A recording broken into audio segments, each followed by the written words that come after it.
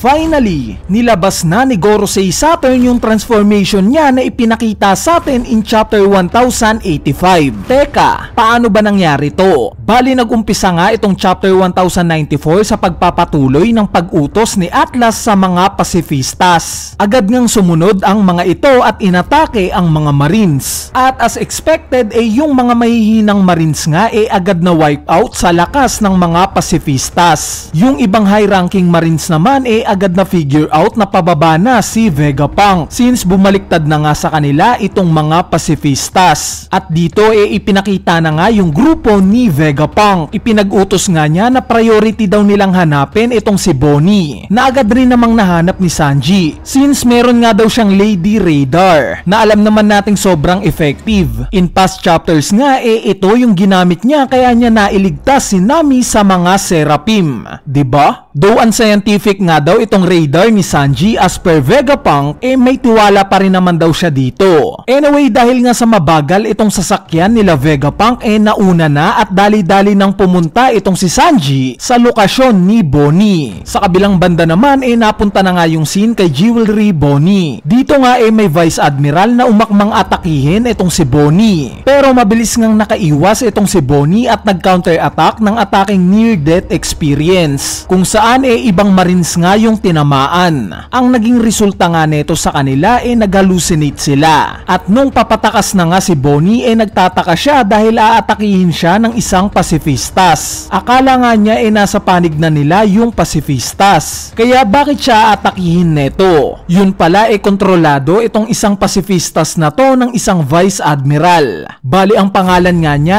Vice Admiral Bakin. De joke lang. Siya nga si Vice Admiral Bluegrass. So inexplain nga niya yung Devil Fruit powers niya. At meron nga daw siyang stick fruit kung saan meron nga siyang parang stick at kung sino nga daw yung madapuan neto kaya na niyang makontrol. At dahil nga sa may history itong si Bonnie sa mga pasifistas, since kamukha nga ito ng tatay niyang si Kuma, natulala nga lang siya nung aatakihin na siya netong pasifistas. Buti na nga lang at dumating kaagad itong knight in shining armor niya na si Sanji. Bali papayuhan nga sana ni Sanji itong si Bonnie patungkol kay Kuma at sa pasifistas. Pero bago pa nga matapos si Sanji sa sasabihin niya umatake na naman itong Vice Admiral na may sibat. Buti na nga lang at mabilis tong na-sense ni Sanji kaya naitakas niya kaagad palayo itong si Bonnie. At dito pinasakay na nga sila ni Vegapunk para maging safe sila since nasa panig naman na daw nila itong mga pasifistas. Sa sumunod na panel naman nabalik nga tayo sa nangyayaring laban nila Admiral Kizaru at Luffy. Patuloy nga silang nagpapalitan ng atake hanggang sa sinabi nga ni Kizaru na hindi daw siya makakapag-focus sa misyon niya kung mananatili siyang lalabanan itong si Luffy. Ang sinagot nga lang ni Luffy yun daw mismo yung misyon niya. At dito mabilis na nga tumakas pababa si Kizaru. At habang naghahabulan nga itong dalawa na to bigla silang may naramdaman na malakas na aura. Hindi nga lang sila dahil pati nga sila Zoro, Rabluchi at Jinbei naramdaman din itong napakalakas na aura na to. So itong misteryosong tao pala na to na nararamdaman nila si Gorosei Saturn na. Ipinag-utos nga niya kaagad sa mga pasifistas na huminto na ipinagtataka naman ni Atlas since ang alam nga niya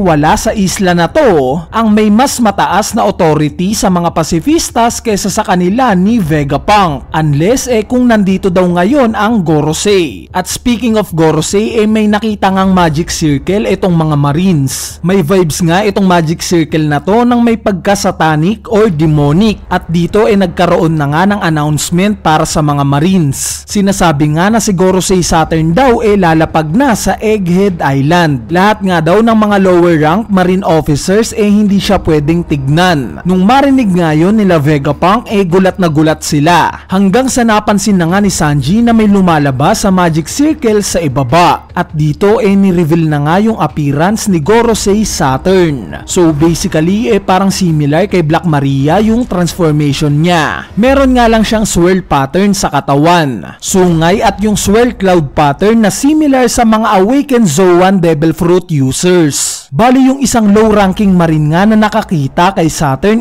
agad na binawian ng buhay. Sa anong rason? Hindi pa natin alam. Anyway, bigla ngang nabalik yung scene kila Luffy at Kizaru. Dito nga nakita na ni Kizaru itong sasakyan nila Vegapunk. Kaya naman bigla nga niya tong inatake. Buti na nga lang at napansin kaagad ito ni Luffy. Pero imbis nga na salagin, umatake rin itong si Luffy ng Gomu Gomu no White Star Gun. Kung saan direkta nga niyang tinamaan si Kizaru sa ulo na similar sa ginawa rin niya kay Kaido. At ang naging resulta nga nito nalihis ng konti itong laser ni Kizaru kila Vegapunk. Pero tinamaan pa rin yung sasakyan nila. Kaya nga nakita natin silang nahulog pa rin pababa. Same as Luffy. Dahil nga sa matagal na niyang gamit itong Gear 5 parang naubusan nga siya ng resistensya. Kaya naman nakita nga nating na-drain siya at bumagsak rin sa ibaba. At sa huling panel nga ng chapter na to nakita natin nakaharap na ng grupo ni Vegapunk itong si Gorosei Saturn. At sa hindi nga inaasahang pagkakataon muling nagkita itong sila Vegapunk at Saturn. At dito ipinakita si Bonnie na kumuha ng katana. Galit na galit nga yung mukha niya at biglang tumalon at sinaksak si Gorosei Saturn sa dibdib. Habang nangyayari nga ito may bumabalik sa alaala ni Bonnie. Ito nga yung memorya niya kung paanong inutusan si Vegapunk na gawing 100% na cyborg yung tatay niyang si Kuma. At dito na nga nagtatapos itong chapter 1094. Bali ngayon pag-usapan naman natin ang mga pangyayari sa chapter na to. Unahin na natin itong nangyaring laban nila Kizaru at Luffy. Gaya nga ng sinabi ko sa spoiler video natin focus nga itong si Kizaru sa misyon niya. Kaya hindi niya nilalabanan itong si Luffy. Pero nakita naman natin yung naging resulta ng hindi niya pagsiseryoso kay Luffy. Naalog nga yung utak niya. Plus minakpa siya ni Luffy sa pamamagitan ng paggaya sa mukha niya nung papabagsak na ito. So itong weakness nga ng Gear 5 na pagka-drain hindi pa ini-explain ni Oda. Yes, nakabalik nga si Luffy sa pagkaka-drain niya sa naging laban niya kay Kaido. Kaya probably magagawa pa rin niya yan ngayon.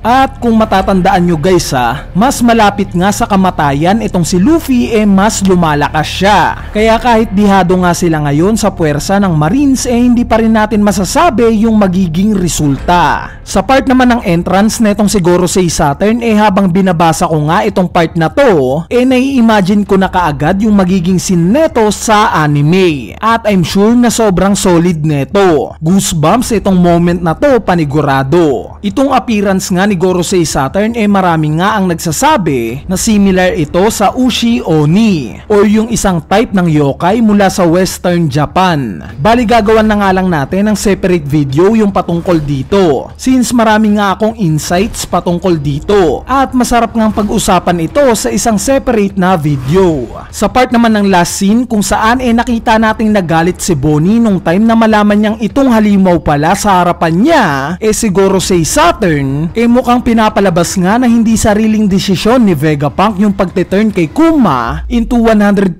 cyborg. Bagkos napag-utusan lang rin siya. At dahil nga sa kilala natin si Bonnie na sobrang reckless malamang na yung nag-utos kay Vegapunk kaya naging pure cyborg itong si Kuma dahil sa utos ng mga Gorosei. Kaya ganun na lang yung galit ni Bonnie nung inatake niya itong si Saturn. Anyway, ngayong gumalaw na nga si Gorosei Saturn at handa na rin siyang lumaban. Plus si Luffy nga nakita nating sobrang drain na at si Zoro naman malayo mukhang bumababa na nga ang tsansa na itong Straw Hat Pirates na makatakas pa sa Egghead Island. Kaya naman para sa inyo ba, ano sa tingin nyo ang mga susunod na mangyayari? Ano kayang diskarte ang gagawin ng Straw Hat Pirates para malampasan itong ganitong kahirap na sitwasyon? Kung may idea nga kayo i-comment nyo na yan sa ating comment section sa ibaba para mapag-usapan natin yan.